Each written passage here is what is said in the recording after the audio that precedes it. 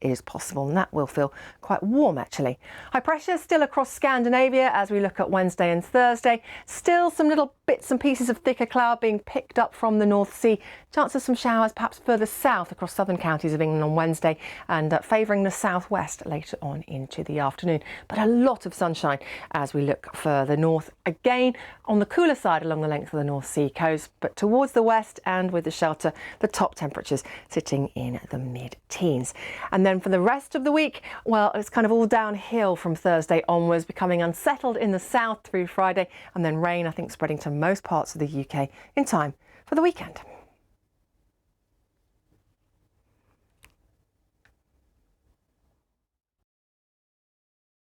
Today we're looking at the state of British politics. Asking, is technology ruining football? Are we too obsessed with our phones? Helen from Hull wants to know, how hot's the planet going to get? And we'll explain why prices keep going up and up. Also, Rach, did you know space has its own smell? Really? What of? The world is fast-moving and can be confusing. So let's talk about it. 5 Live Breakfast with Rachel and Rick. Listen on BBC Sounds.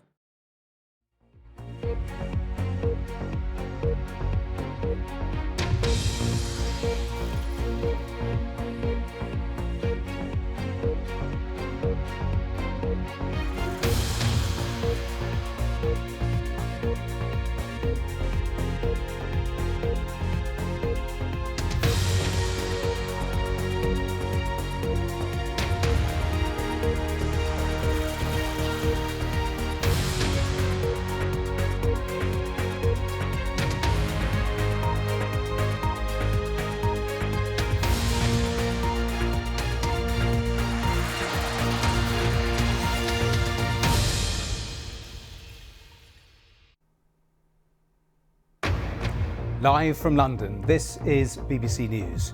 The Russian opposition activist Vladimir Kara-Murza is sentenced to 25 years in prison for treason. Fighting between rival armed factions in Sudan intensifies, with nearly 100 people killed and hundreds more injured.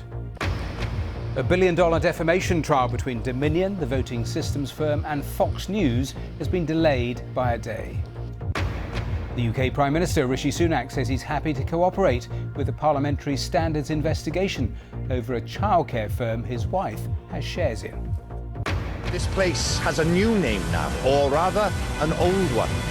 Banai Brycheiniog. And it's all changed for the Brecon Beacons, as the national park will now be known by its Welsh language name only.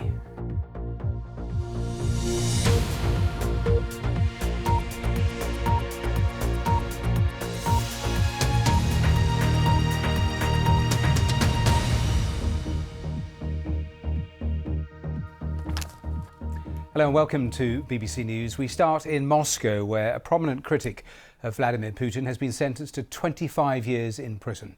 There's been widespread international condemnation of the decision by a court in Moscow to jail the opposition spokesman. He was found guilty of treason and spreading false information about the Russian army. Kara-Murza played a key role in persuading Western governments to sanction Russian officials for human rights abuses and corruption.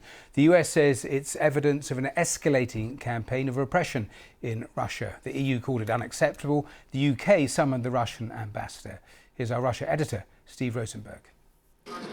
Handcuffed and in a bulletproof cage, one of President Putin's most